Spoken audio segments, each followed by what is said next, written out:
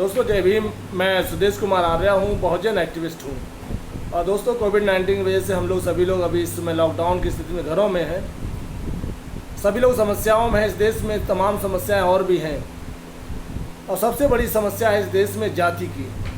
जाति के नाम पर इस देश में इस लॉकडाउन कानूनी पहरेदारी के बावजूद भी लोग अपराध करने से बाज नहीं आ रहे हैं। आप सभी को बताएं, उत्तर प्रदेश से लेकर पूरे भारत में हर जगह जाति के नाम पर दलितों, पिछड़ों, आदिवासियों को जातिगत दुर्भावना के तहत टारगेट किया जा रहा है और लगातार टारगेट किया जा रहा है। उत्तर प्रदेश की योगी सरकार जो अपराध और अपराधियों से ग्रस्त सरकार है, वो लगातार इस तरह की घटनाओं को रोकने में अक्षम है। हम एक दो घटनाओं की जिक्र की बात करें तो आप सभी लोगों का हर्षप्रद है, लेकिन यहाँ इस दौरान भी जब कानून रोडों पे है, गांव गलियों में घूम रहा है, तब भी ये अपराधी खुलेआम दलितों, पिछड़ों पर लाठी, डंडे, तमंचे, कट्टे से प्रहार कर रहे हैं। उनकी माताओं, बहनों और बेटियों के साथ दुर्व्यवहार और बलात्कार जैसी आपराधिक घटनाओं को अंजाम दे रहे हैं। सरकार सिर्फ और सिर्फ घंटा बजाने या सिर्फ और सिर्फ कुछ चंद पूंजीपतियों के महिमा मंडन करने के लिए नहीं बनी है। इस देश के और उत्तर प्रदेश के खासकर 22-23 करोड़ लोगों ने उनको चुन के भेजा है कि इस देश के, इस प्रदेश के लोगों की रक्षा की जाए। लेकिन प्रदेश की सरकार इन सभी बातों में नाकाबिल है और पूरी तरह से फेल दिखाई देती है। दोस्तों, हम बात करें अभी अलीगढ़ की, जब पुलिसिय प्रशासन के दौरान ही पुलिस ने भी इस तरह की बर्बरता करते हुए एक धोबी समाज के युवा को इतना बेरहमी से पीटा, जो सब्जी बेचने का काम करता था, इसकी मृत्यु हो गई।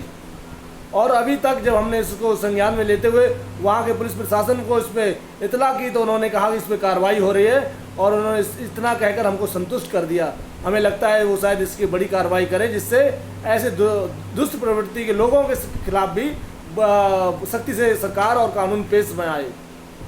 इसके बाद मथुरा में एक बंगोली में घटना होती है, कैसे एक दलित युवक को वहाँ के जो गुंडई माफिया सरकार के संरक्षण प्राप्त जो लोग हैं, वो लोग उसको मारते हैं, पीटते हैं, इतना बेरहमी से मारते हैं उसको मरने में छोड़ देते हैं।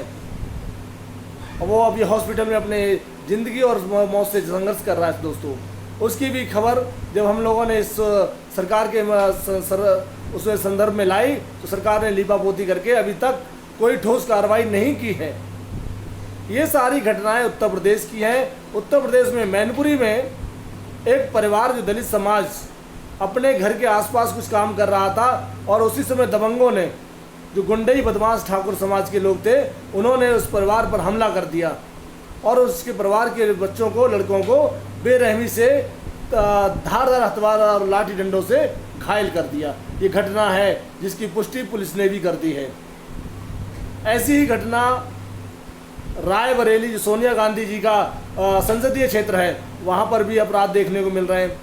एक धोबी समाज की महिला और उसके परिवार को इतना प्रताड़ित किया जाता है, इतना मारा जाता है, महिलाओं तक को ये लोग, निर्वच्ची लोग, नहीं छोड़ रहे हैं। सिर्फ और सिर्फ इनके दिमाग में यही है कि ये जाति के जो छोटे लोग हैं, ये छोटी जाति के लोग हैं, ये लोग इनके बराबर ही कैसे बैठ सकते हैं, ये लोग इनके बराबर कैसे रह सकते हैं।